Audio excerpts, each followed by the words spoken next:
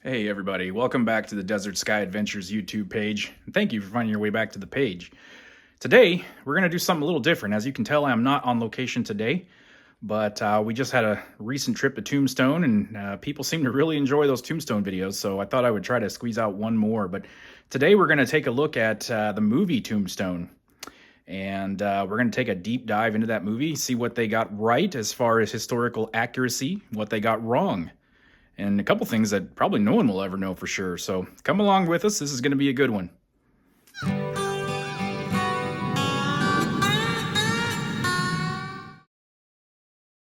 Now, let me preface this video by telling you that I am not a historian, not a professional one anyway. I'm just looking at things that I have picked up from different things I've read online, the many trips I've taken to Tombstone, and some of it's firsthand accounts from people who are tour guides and things like that around the Tombstone area.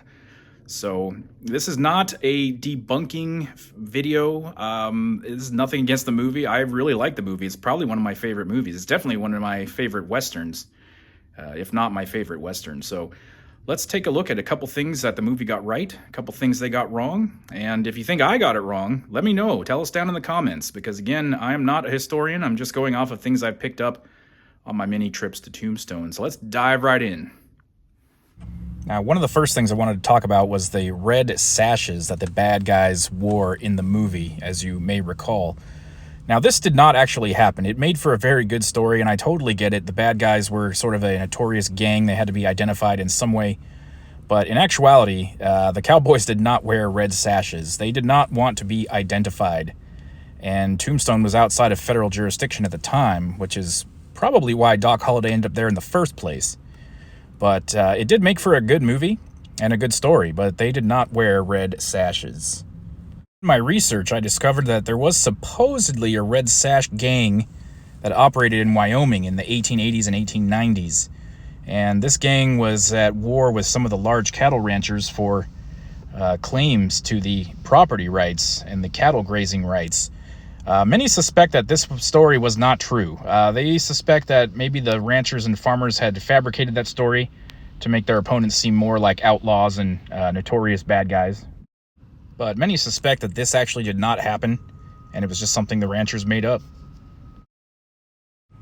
Now let's talk about the Birdcage Theater. And I find it very interesting that in the movie version of Tombstone, you have Fatima on the curtain, as you can see here. Now, Fatima was an actual person. She got her career started at the Birdcage Theater, but she's not on the curtain. The people at the Tombstone Theater, or the Birdcage Theater rather, are saying that they wanted to use her in the movie somehow, so they put her on the curtain. But she's not on the curtain. The real Tombstone curtain looks like this.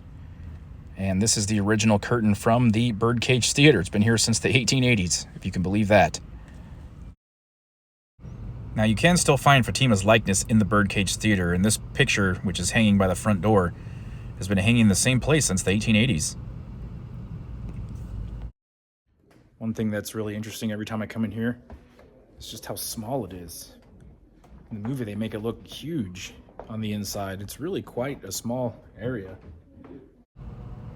Now, it's hard to tell for sure, but it looks to me like the audience is 5 seats across with a aisle in the middle here. And if you ask me, that's where they got a little carried away with the size of the theater. I'm not sure. I mean, it's hard to tell from the movie, but it looks a lot bigger in the movie than it actually is in real life. Here we're standing in front of the stage looking towards the front of the building. Now, that partition would not have been there.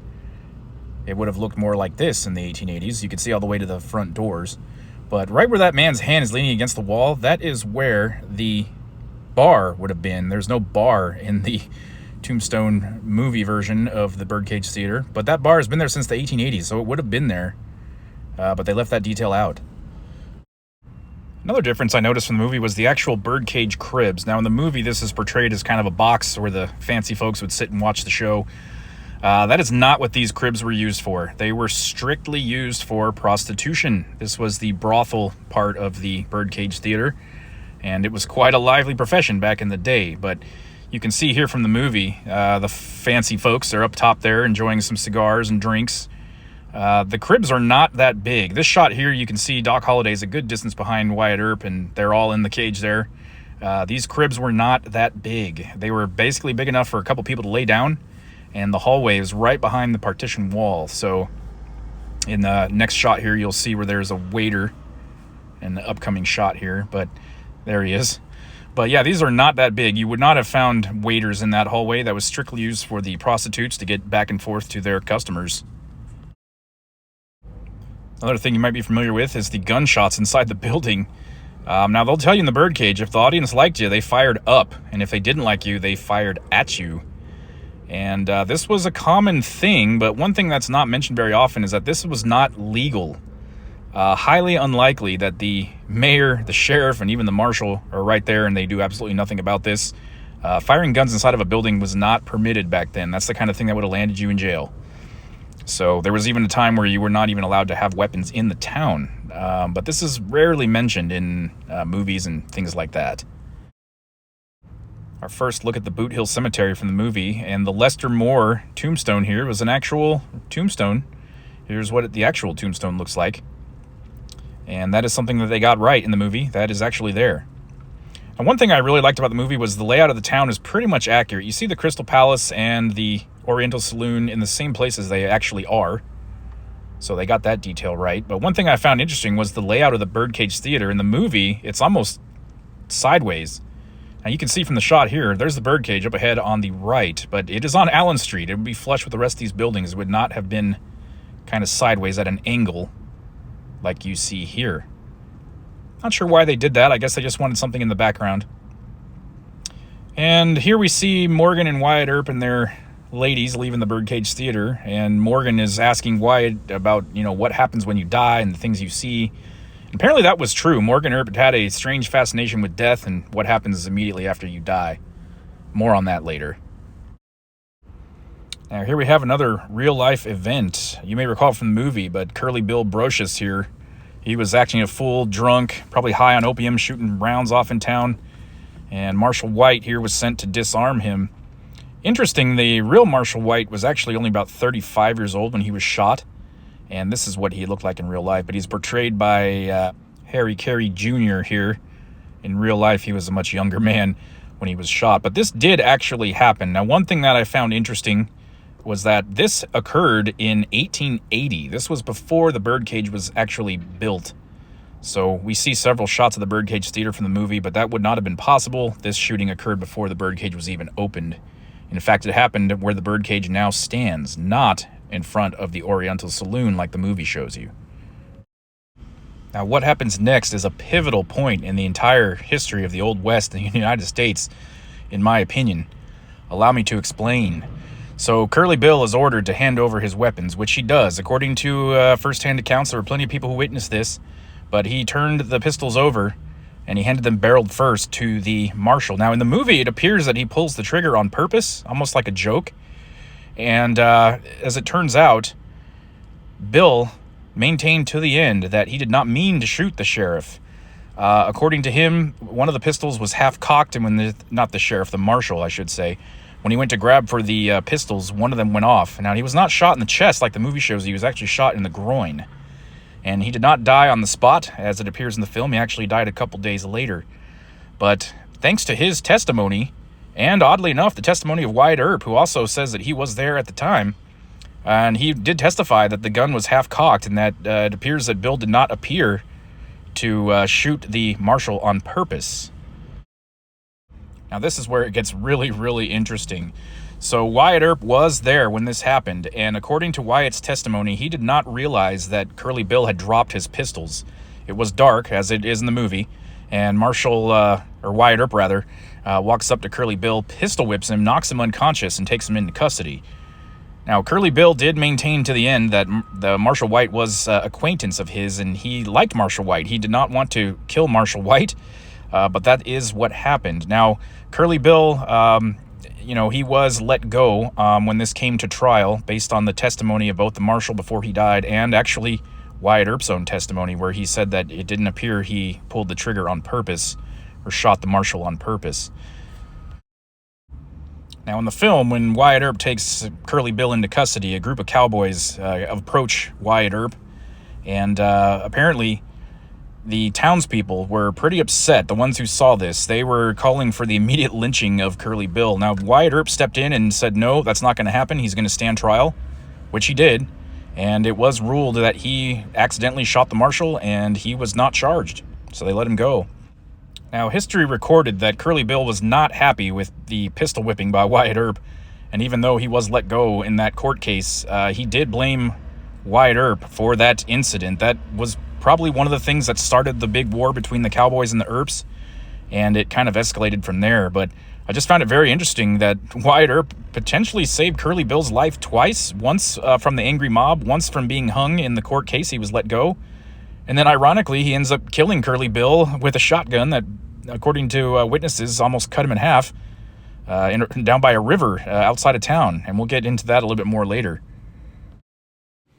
Now, I gotta say, I looked absolutely everywhere to try and find out where Ike Clanton actually was when this event happened, and I could find absolutely nothing on where he was physically at the time. So it's probably not very likely that he was taunting Wyatt Earp right after Curly Bill was accosted. But this is one of my favorite parts of the movie. He puts his peacemaker up to Ike's head and says, "Your boys might get me in a rush, but not before I turn your head into canoe. You got me?" And that was a turning point for old Ike Clanton there. But anyway, I cannot find anything that suggests that he was actually there at the time. I think this was just something they threw in the film to escalate the tension. And I totally get it. It's a movie. It's got to flow. It's got to be entertaining. And the original storyline, or the timeline anyway, would probably made for a pretty boring film. But if you think about it, this was the turning point when it came to the history of Tombstone. I mean, think about it for just 1 second. Marshal White was serving in office when he was shot. Now, if Curly Bill had not shot him, Virgil Earp would not have become the marshal. If Bill had not shot the marshal, then Wyatt Earp would have never pistol whipped him, which started the giant war between the Cowboys and the Earps. So really, if Curly Bill had not shot the marshal, who knows what would have happened? The OK Corral gunfight might have never happened. The Wyatts, Earps, and his brothers, the Earp party, might not have even stuck around in Tombstone. So it's very interesting. If that event hadn't happened, the entire history of the Old West might have been changed. Now, you probably remember this lady. She was Wyatt Earp's love interest in the movie, and she was playing the part of who eventually became Josie Earp. But as far as I can tell, this lady's real name was Josephine Sarah Marcus. She went by many different names over the years, and she was not the actress that she was portrayed to be in the film. She did apparently tell people when she first came to Tombstone that she was an actress, but there's no recorded proof of that. The people in the Birdcage will tell you that she worked at the Birdcage and she was a prostitute there. Again, that is disputed depending on who you ask, so there's not a whole lot of history known about her in actuality. But she did become Josie Earp after they got married. She claimed that they got married on a boat off the coast of Los Angeles, I believe, sometime in the 20s. And again, there's no recorded proof of that. Now, this is supposedly an actual photo of Josephine Sarah Marcus. This was taken by C.S. Fly, and it is not known for sure if this is her. I think, for the most part, history kind of accepts that this is Josie Earp, but in actuality, we don't know for sure who this was. But the filmmakers obviously knew about this photo. This is a famous photo, and this is about all of it that I can show you. But if you want to see the whole thing, you can easily Google it. But the filmmakers portrayed her in this scene, getting a picture in C.S. Fly's shop. The interesting thing was that they put this outside of the gunfight. And in real life, this was probably well before that occurred. But they don't know exactly when she got to Tombstone, and they don't know for sure where her and Wyatt Earp met. Just thought that was a kind of interesting note. Okay, so now let's get into the real dirt leading up to the gunfight here. Now, one of the best first-hand accounts that I could find of the actual gunfight was from Sheriff Behan himself. Now, what's the deal with Sheriff Behan? Was he a good guy? Was he a bad guy? It seems to me like he definitely wanted to avoid trouble in his town, but he was kind of known for looking the other way and letting the Cowboys kind of do what they wanted. I don't know why that is. Was he paid off? He just didn't care. It's very odd. I'm not sure why, but apparently, according to his account, he did walk up to the Earps and Doc Holliday and try to stop them. They basically walked right past him, just like they do in the movie. One thing I really wanted to know and couldn't find is where Sheriff Behan was actually standing when the fight went down. Now, according to his own account, they just kind of walked right past him, and then that's when everything went down, but he didn't really explain where he was. Here you see him inside C.S. Fly's shop looking out the window. That might have been. Who knows? He didn't really discuss it in the court case. And again, the most interesting account of this whole event was Sheriff Behan's own testimony, and he did say that he had knew there was going to be trouble. He found the Clantons and McLowrys. He checked them. He claimed that they were unarmed. Okay? And then he says that he went up and tried to stop the Earp party and was unsuccessful, and that's when the shootout happened. So clearly they were not unarmed. I don't know if he was just trying to cover for his friends or what the deal was there, but I believe he was lying. I believe he knew that the bad guys were armed, and there was just nothing he could do about it. Behan also claimed, to the best of his recollection, that it was actually the Earp party that fired first, although he couldn't say for sure who fired the first shot, but he believed it was Virgil. So there you go. But little known fact, they actually did end up standing trial for this, and as it turns out, the court found that they were all well within their right as lawmen to do what they did, and that was the end of it. One thing that seems to be for sure is as soon as the gunfight was over, he did walk out and tell them that they were all under arrest. And similar to the movie, Wyatt Earp pretty much just told him, "We're not going to let you arrest us," and they just walked away, and he did nothing. So, as usual, he was pretty impotent in that situation. Now, the gunfight itself, I really, really want to know how this went down and how it all happened. Now, depending on who you ask, the story is different every time. One thing we may never know for sure is where the gunfighters were actually standing. Now, the movie shows them, 20, 30 feet apart, maybe. The actual gunfight site shows them a lot closer. And the Tombstone epitaph actually shows them having a north-south battle as opposed to east and west. Even Wyatt Earp's drawings here don't match up with all the other stories, so we might never know for sure exactly where the characters were when they had that famous battle, but I did time it in the movie, and from the time the first shot is fired until the last cowboy drops is 1 minute and 28 seconds. Now, again, I get it. This is a very dramatic part of the film, and it had to last more than just a few seconds, but the actual gunfight probably looked a little more like this.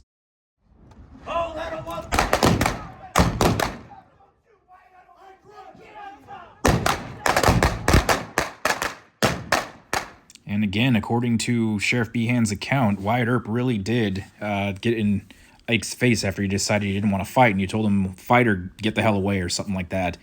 And he ran into C.S. Fly's shop, apparently. And one thing that definitely did not happen was Ike Clanton running into C.S. Fly's shop, grabbing the gun off of the sheriff and start shooting at the Earps and Doc Holliday out the window. That did not happen. If that had happened, Ike would have died that day. Now, Virgil Earp was shot in 1881, and Morgan Earp died in 1882. And again, I totally get it, but in the movie they kind of made it look like it happened on the same night, as evidenced by the thunderstorm happening outside in both scenes. But according to Wyatt Earp's biography, Morgan Earp really did say as he was dying, "I can't see a damn thing." So if you remember the movie, that was true. But again, it's a movie. They wanted to show what happened to the Earps, and obviously they couldn't do one of those 2 years later. That would have been lame, so they did the right thing. It was recorded that hundreds of townspeople showed up to the funeral or the burial of the Clantons and the McLowrys, but one thing that definitely did not happen is Wyatt Earp was not standing on a porch looking across the street at Boot Hill. Boot Hill is a little bit out of town, and if you look at the map of Tombstone, it's a lot smaller back then than it is now. Back in the lively part of Tombstone's history, it pretty much consisted of 3 streets, Fremont Street, Allen Street, and Tough Nut Street. So if you see the red area here, that pretty much represents that space. Now, this red area is where Boot Hill is located. Not exactly right across the street, but there would have been no houses in that area to stand on a porch and look at Boot Hill. That was just not how it actually happened. Hold up. Okay, so I just found some new information that I had to throw into this video. And let me explain this. Now, the Wyatt Earp house, which you see here, still stands to this day. Now, was this Wyatt Earp's house? There are some disputes as to whether or not Wyatt Earp actually lived here. But according to historical accounts, Wyatt Earp lived somewhere near Fremont and First Street.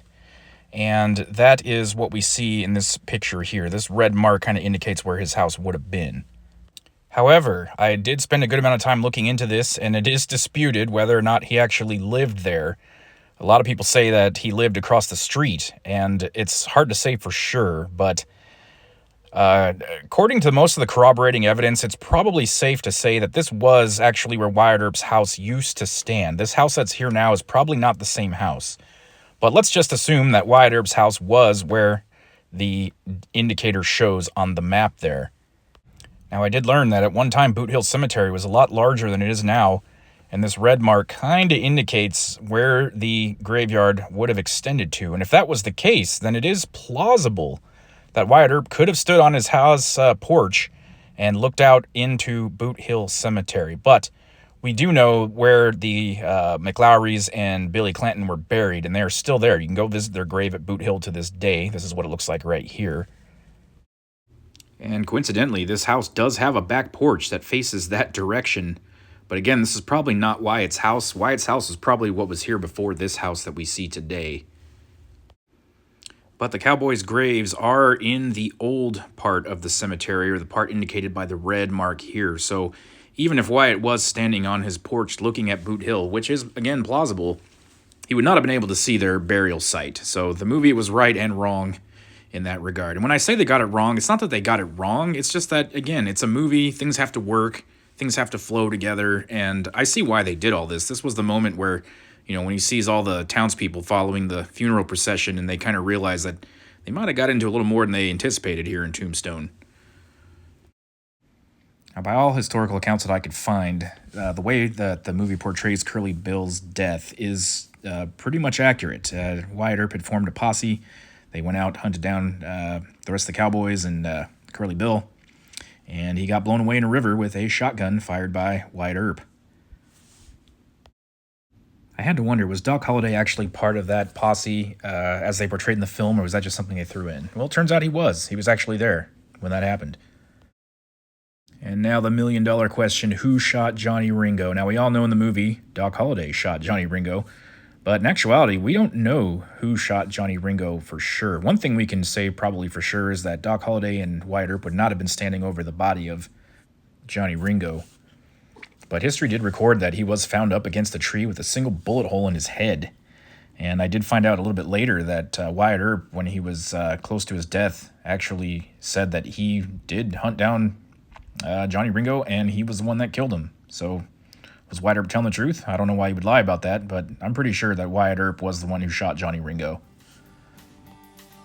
Alright, so that was my look at the movie Tombstone. I really hope that you enjoyed this video. I hope you learned a couple things that you probably didn't know.